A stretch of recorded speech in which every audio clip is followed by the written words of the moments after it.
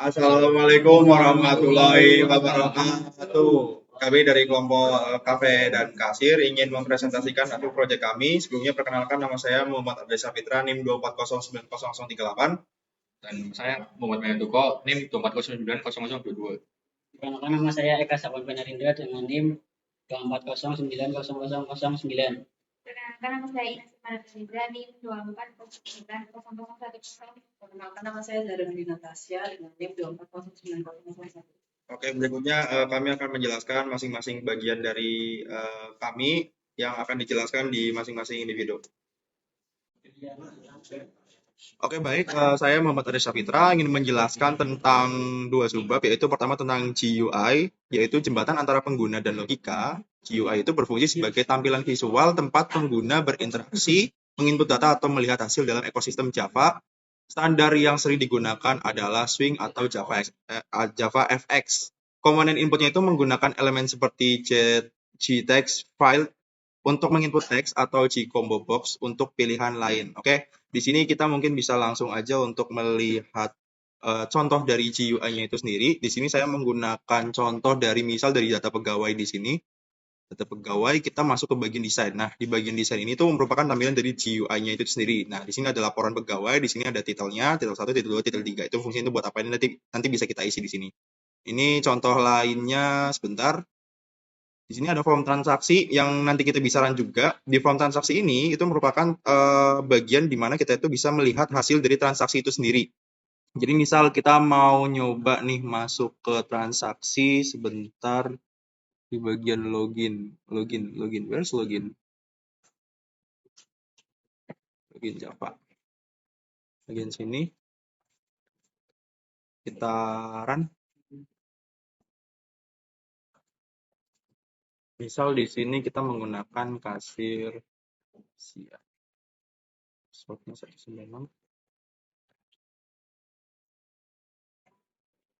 Oke, dari masuk di sini kita masuk ke bagian transaksi tadi, dan di sini merupakan bagian dari GUI yang tadi sebelumnya saya tunjukkan di bagian desain. Nah, di sini kita bisa berinteraksi atau menambahkan sesuatu. Misal kita di sini ambil contoh kayak ID pelanggan. ID pelanggan misal kita ambil di sebelah sini sebentar. Ini dulu. Kita tambah sebagian tambah, terus ID pelanggan. Misal kita ID pelanggannya ambil namanya Tuko. Terus ID mejanya ini kita itu mau melayani di meja bagian mana. Nah, pencarian menu, di sini kita ambil salah satu sampel menu, kopi Arabica. Sudah, kita tambah. Pilih menu, oh iya, sorry. Jumlahnya mau berapa? Misal dia itu pesan 7 kopi. Nah, di sini kita tambah. Akan masuk ke bagian sini. Nah, untuk payment-nya itu juga kita bisa tambah juga di sebelah sini. Untuk customer tersebut itu membayar tuh menggunakan apa dan uangnya berapa. Di sini misal harganya 100.005, misal uang customer-nya itu 200.000. Ini bukan 200.000, 2 juta. Nah, nanti kembaliannya itu sekitar segini. Itu bakal muncul. Nah, itu untuk di bagian GUI. Nah, berikutnya saya akan menjelaskan untuk yang di bagian JDBC. Nah, untuk bagian JDBC sendiri, itu adalah jembatan antara Java dan database, adalah API, yang memungkinkan aplikasi Java berkomunikasi dengan sistem manajemen database seperti MySQL atau Oracle. Kita bisa lihat di sebelah sini koneksi Java-nya. Simpelnya, kalau misalnya di bagian ini tuh, itu pengkonekan antara database dan front-end. Di sini bisa kita lihat untuk membuat drivernya itu seperti apa, dan tangani error itu seperti apa, dan untuk database-nya itu ada di sebelah sini yang kita butuhkan. Kayak misal di sini fungsi JCalendar itu untuk dapat agar kita tuh bisa mengakses kalender yang ada dari web tersebut. Terus ada database yang lain. Dan di sini kita menggunakan versi Java yang CDK versi 24. Nah, untuk konektor juga kita di sini pakai J8.0. Oke, mungkin demikian yang dapat saya sampaikan dalam penjelasan dari GUI dan JDBC. Mohon maaf bila ada kesalahan. Terima kasih, akan dilanjutkan oleh teman saya. Di sini saya mau menjelaskan tentang operator. Jadi, operator merupakan elemen fundamental berupa simbol yang menginstruksikan komputer untuk merespon data.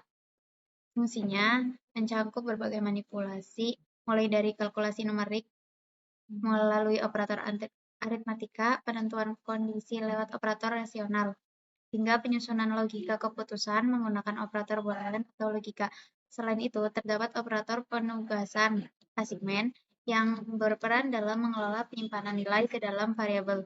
Penggunaan operator yang tepat adalah kunci dalam mengembangkan alur logika program yang presisi. Jadi di sini merupakan kode yang digunakan untuk operator. Ini adalah contoh button-button. False, apabila false berarti kodenya mati, buttonnya mati. Jika aktif akan true. Ini semua merupakan kode operator. Selanjutnya itu control statement. Nah, control statement itu adalah perintah dalam pemrograman yang digunakan untuk mengatur alur eksekusi program seperti percabangan dan perulangan. Contoh kodenya yang pertama ada ini contoh percabangan if else. Di sini kodenya ada. Jadi di setiap ini ada if else-nya.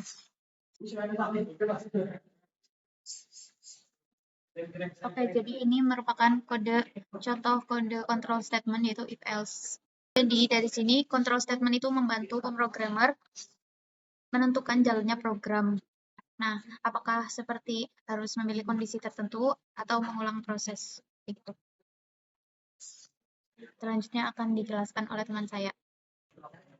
Baik, jadi di sini saya akan menjelaskan tentang OOP dan array. Yang pertama itu ada penjelasan dari OOP. OOP itu merupakan paradigma pengembangan perangkat lunak yang berpusat pada unit-unit mandiri bernama objek. Objek ini menggabungkan karakteristik data atau yang dirupakan dengan atribut dengan tindakan yang dapat dilakukannya atau bisa disebut metode melalui 4 pilar utamanya. Yang pertama itu enkapsulasi, yang kedua itu pewarisan, lalu polimorfisme dan abstraksi. OOP menciptakan sistem yang tidak hanya teratur dan mudah dikelola, tetapi juga memungkinkan penggunaan kembali kode secara efisien guna mendukung pengembangan aplikasi yang kompleks. Selanjutnya, kode OOP seperti ini. Itu ada public final class from pelanggan. Lalu ada private final default tabel model. Jadi ini tuh untuk membuat suatu tabel atau suatu kolom yang dimana isinya itu ada ini kolom ID pelanggan, kolom nama pelanggan, kolom jenis kelamin, lalu kolom nomor handphone dan kolom alamat. Jadi kode ini untuk mengambil data dari dari kolom-kolom ini. Jadi OOP itu suatu kode yang untuk mengambil data dari database-nya. Selanjutnya saya akan menjelaskan tentang array. Array itu merupakan struktur data linear yang berfungsi sebagai wadah untuk menyimpan koleksi elemen dengan tipe data serupa secara berurutan. Alih-alih mendeklarasikan variabel terpisah, array mengelompokkan data dalam satu nama variabel dengan sistem indeks berbasis 0. Struktur ini memungkinkan pengembangan untuk mengoptimalkan manajemen memori serta mempercepat proses pencarian dan pembaruan data melalui referensi indeks yang spesifik. Di sini ada public void select data in tabel pelanggan get select row. Nah, di sini itu untuk mengambil data seperti gender. Di sini kan ada laki-laki, perempuan, ada true, false. Jadi lalu ada objek jabatan. Objek jabatan itu untuk untuk mencari jabatan yang menggunakan aplikasi itu. Ada tabel pelanggan. Modelnya itu string. Jadi kurang lebih seperti itu. Baik, saya Eka Sakun Benarindra. Di sini saya akan menjelaskan collection framework. Collection framework adalah ekosistem standar di dalam Java yang menawarkan sebagai struktur data siap pakai dan algoritma pengolahan objek. Framework ini mengeliminasi kebutuhan untuk membangun struktur data manual dengan menyediakan antarmuka atau interface dan kelas implementasi yang teruji seperti list untuk urutan, elemen, set untuk koleksi unik dan map untuk pemetaan kunci nilai dengan menggunakan standar ini. Interoperabilitas antar API meningkat dan efisien performa program lebih terjamin. Di sini untuk collection dari Promeja itu ada import aplikasi connection untuk mengoneksikan aplikasi kasir ini dan SQL connection untuk mengoneksikan ke database. Dan untuk import swing tabel itu untuk menampilkan tabel di halaman Promeja. Untuk tabelnya itu terdiri dari model add column ID meja, model add column nomor meja, kategori, jumlah kursi, status. Untuk ini ID-nya otomatis dan ini akan mengambil data dari ID meja dan nomor meja, jumlah kategori, jumlah kursi, dan status. Nah, untuk desain from meja itu ada ini. Dan ini tadi tabelnya untuk mengambil mengambil datanya, ada ID meja, nomor meja, kategori, jumlah kursi, dan status. Dan ini kurang lebih tampilan dari data meja. Mungkin itu saja penjelasan dari saya tentang collection. Dan akan dilanjut oleh teman saya. Perkenalkan, nama saya Ahmad Toko, NIM 24090022. Oke, di sini saya akan menjelaskan tentang error handling. Nah, apa sih error handling? Error handling adalah proses antisipasi, deteksi, dan penyelesaian kesalahan error yang terjadi saat sebuah program komputer sedang berjalan. Bayangkan saja jika Anda membangun sebuah project, error handling adalah jaring-jaring pengaman di bawahnya.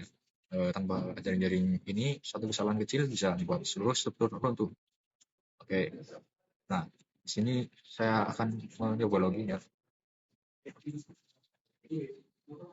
Secara file coba.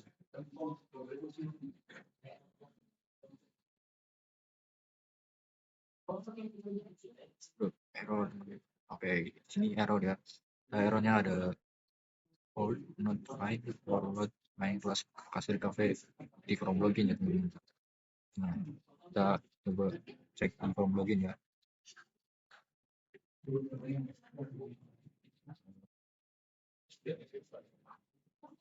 Oke.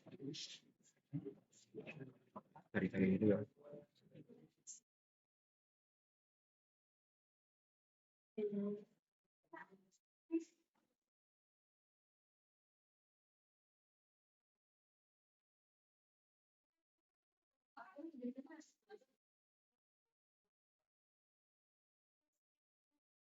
Aku yang sebenarnya.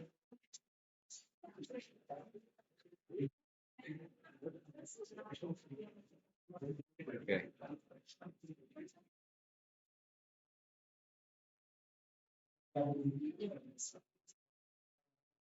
Nah,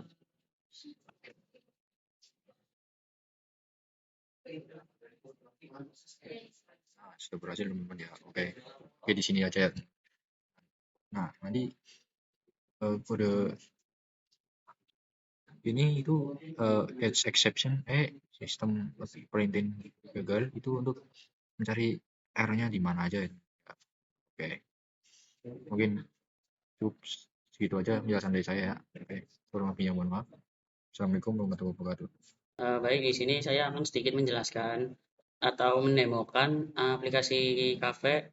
Yang pertama saya di sini menggunakan 3 user, yaitu ada manager, kasir, dan admin. Di sini saya akan mencoba run.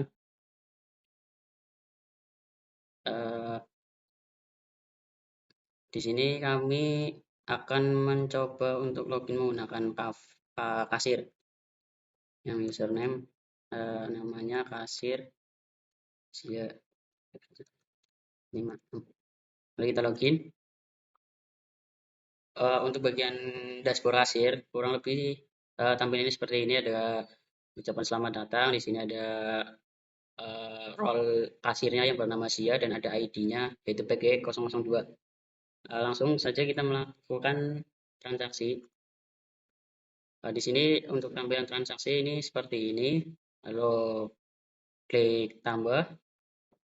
Untuk ID pelanggan bisa search dulu. Ini ada Dio, Tuko, dan Cipung. Kita memilih yang Tuko. Untuk ID meja yaitu ada single family, eksklusif. Kita milih family. Sini akan melakukan transaksi untuk memilih menu. Nah, ini menu ID menunya menu 004, harganya 10.000 dan nama menunya Jasmine Tea. Kita beli 2, lalu tambah ini 20, kita bayar 25. Enter, proses. Nah, di sini transaksi berhasil. Oke, lalu melakukan cetak. Nah, itu masukkan ID transaksi yang barusan yaitu TR021. Oke, menunggu tampilan. Ini tampilan dari struknya, struk cafe, struk nota yang terdiri dari ID CS yaitu pelanggan, nama CS Tuko, dan kasirnya Sia, dan ini ada ID menu, harga, quantity, total. Ada total pembayaran, kembalian. Dan di sini bisa mengecek data pelanggan, artinya setiap pengunjung diberikan seperti member, itu ada pelanggan. Jadi pelanggan setia gitu. Nah, untuk update status meja ini ada bisa diupdate terus untuk tentang kayak sistemnya. Wah, di sini saya akan masuk ke manajer saya dengan password yang sama 356, login. Untuk tampilan dashboard yaitu ada ucapan selamat datang dan role manager yaitu saya, dan ID-nya itu P004. Di sini tertera jam sama tanggal. Ini ada data menu untuk menambahkan menu seperti ini, dan ini data meja juga untuk menambah edit, simpan, hapus meja. Laporan transaksi ada misal kita lihat, kita pilih pegawai, kemudian pilih pegawai Pak ini. Lalu misal kita melihat dari tanggal 1 sampai tanggal hari ini yaitu 27, kita bisa lihat di sini siapa saja yang membeli di kafe kami. Ini laporan pendapatan. Ini ada misal hari ini, lihat segini. Nah, ini bisa menampilkan grafik itu dari tanggal 1 sampai dengan hari ini proses. Nah, ini ada grafik penjualan. Lalu aktivitas, ini aktivitas pegawai yang aktif dan segala kegiatan kerekam di sini. Kayak kasir tadi. Dan yang terakhir kita masuk ke bagian admin Arde dengan password yang sama 123456. Jadi di sini tampilan admin terdiri dari ucapan selamat datang dan role adminnya yaitu Arde dengan ID PG001. Untuk data pegawai di sini bisa menambahkan pegawai apabila ada perekrutan lagi. Kita klik tambah, nanti bisa menyesuaikan. Dan tadi data pengguna juga sama. Ini ada log aktivitas pegawai. Admin juga bisa melihat log aktivitas pegawai, yaitu pegawai mana yang telah melakukan transaksi dengan waktu tertera ini. Kemudian ada tentang yaitu sebuah deskripsi singkat lah tentang aplikasi ini, atau copyright ya biasa disebut. Mungkin cukup sekian pendemoan dari aplikasi kasir kafe. Oke, baik, cukup sekian presentasi proyek yang telah kami jelaskan. Mohon maaf bila mungkin ada beberapa hal yang tidak terjelaskan atau dilewati. Kami pamit mohon undur diri. Terima kasih. Wassalamualaikum warahmatullahi wabarakatuh.